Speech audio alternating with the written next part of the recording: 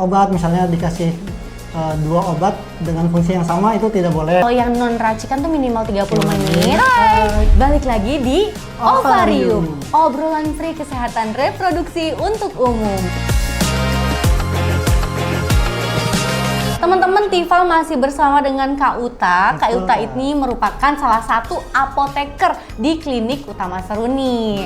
Nah, kakak, aku mau tanya nih kak. Boleh kak? Ini sebenarnya mungkin banyak yang relate juga ya. Kalau misalnya sakit datang ke dokter gitu, ada keluhan-keluhan yang sama mungkin.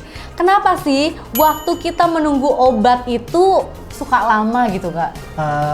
Jawabannya ya sebenarnya sudah tertuangnya kayak dalam Permenkes atau Undang-Undang dari Menteri Kesehatan, yaitu untuk waktu tunggu obat jadi atau obat non racikan itu di 30 menit maksimal kak.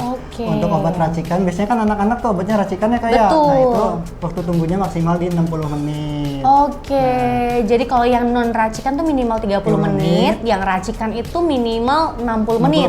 Dan itu sudah dianjurkan oleh Kemenkes ya kak ya? Iya, sudah ada peraturannya kak. Sudah ada peraturannya, jadi teman-teman bersabar kalau misalnya datang ke dokter terus obatnya kok nggak jadi-jadi, sabar. Kalau belum 30 menit, jangan datengin dulu apotekernya ya. Tapi kalau udah lebih dari itu boleh ditanyain sudah selesai apa belum gitu ya kak ya?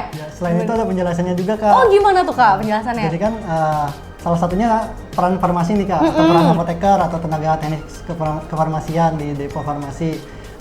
Obat kan setelah obat diberikan atau resep diberikan oleh dokter, itu ada banyak aspek kak. Ini hubungannya di pengkajian dan pelayanan resep. Itu aspeknya di pengkajian dan pelayanan resep. Itu banyak aspek yang harus kita jaga atau kita harus teliti kak. Misalnya untuk resep itu ada beberapa aspek juga. Ada kesesuaian administratif, itu dilihat juga di resepnya.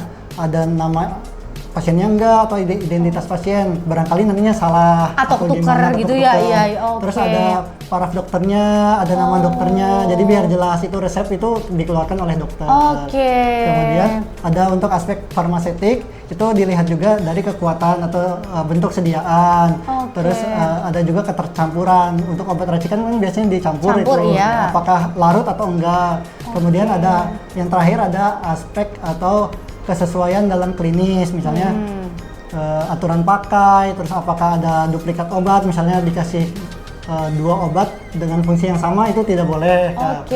Kemudian juga dengan reaksi obat tidak diinginkan, misalkan alergi, jadi kita harus tahu juga pasien itu ada alergi atau enggak. Terus ada interaksi obat, juga untuk biasanya lansia ya, karena polifarmasi atau penggunaan obatnya lebih dari 1, itu harus diperhatikan.